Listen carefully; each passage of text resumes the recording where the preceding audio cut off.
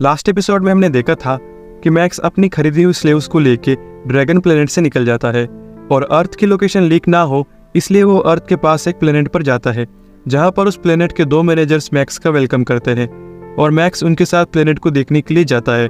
अब आगे इस एपिसोड की शुरुआत में हम एक एलियन लड़की को देखते हैं जो उसके कैप्टन से कहती है कि लाइफ प्लेनेट का डाटा कलेक्ट हो चुका है, जिसके बाद में बाइलान प्लेनेट का सीन दिखाया जाता है।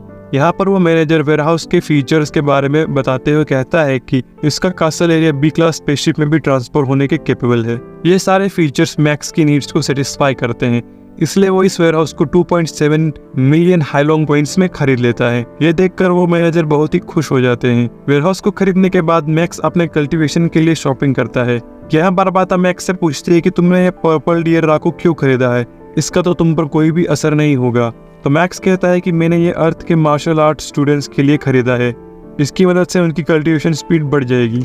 मैक्स कहता है कि मैं अकेले अर्थ का ध्यान नहीं रख सकता, इसलिए अर्थ के सभी लोगों को स्ट्रॉन्ग बनना होगा। अब सारा सामान शिप में आने के बाद जैसे ही वहाँ से वो लोग जाने वाले होते हैं, उनके पास एक इमरजेंसी नोटिस आता है और बारबाता बताती है कि एक शिप काफी तेजी से अर्थ की तरफ बढ़ रही है। अब हमें उस शिप का सीन दिखाया जाता है जहाँ पर कैप्टन उस लड़की से अर्थ के नेटवर्क को हैक करके उसकी इंफॉर्मेशन गैदर करने के लिए कहता है। इधर मैक्स ब्रदर होंग और थंडर से इमरजेंसी मीटिंग करके उन्हें अपने एडवेंचर के बारे में बताता है और कहता है कि अर्थ के ऊपर एक शिप आने वाली है जो कि अर्थ पर हमला कर सकती है। तब तक बारबाता उस शिप की इंफॉर्मेशन को निकाल लेती है और बताती है कि इस तरीके की शिप सिर्फ पावरफुल क्लैंस के पास ही हो सकती है, अर्थ के लोग इसका बिल्कुल भी सामना नहीं कर सकते। होंग कहता है हमें उस शिप के इंटेंशंस के बारे में कुछ पता नहीं है, जिस पर बारबाता कहती है कि अगर उनके हॉस्टाइल इंटेंशन नहीं होते तो वो अभी तक प्लेनेट को मैसेज कर देते, पर अभी तक प्लेनेट ने कोई भी मैसेज रिसीव नहीं किया है। अब मैक्स उन्हें बिग 5 को गैदर करने के लिए कहता है जो कि 5 सबसे बड़ी कंट्रीज के रिप्रेजेंटेटिव होते हैं। मैक्स उन्हें इस थ्रेट के बारे में बताता है। इधर शिप में वो लड़की उन्हें अर्थ के ट्रेजर्स के बारे में बताती है, जिसे देखकर वो लोग हैरान हो जाते हैं। वो कहती है कि अर्थ पर पहले star level golden horn beast भी आया था और उसने काफी सिटीज को डिस्ट्रॉय भी किया था, लेकिन अंत में अर्थ के सबसे स्ट्रॉन्ग लोगों ने मिलकर उसे खत्म कर दिया। ये सुनकर कैप्टन कहता है कि अगर हम उस गोल्डन हॉर्न बीस्ट को जिंदा कैप्चर कर लेते तो उसकी अकेले की कीमत 10 प्लेनेट के बराबर होती। वो लड़की कहती है कि उस गोल्डन हॉर्न बीस्ट की बॉडी के बारे में अभी हमारे पास कोई भी इंफॉर्मेशन नहीं है। अब कैप्टन उस लड़की से पूछता है कि अर्थ में सबसे स्ट्रॉन्ग लोग कौन है।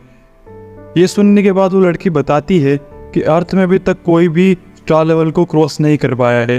ये सुनने के बाद में वो हैरान हो जाता है और अचानक से वहाँ पर सब जोर जोर से हंसने लगते हैं और कहते हैं कि इतना वीक होने के बाद भी इस प्लेनेट पर इतने सारे ट्रेजर कैसे आए। उसके बाद हम देखते हैं कैप्टन इस प्लेनेट को सब्जुगेट करने के बाद में उसकी क्लैन में रैंक बहुत ही ऊपर तक पहुँच जाएगी।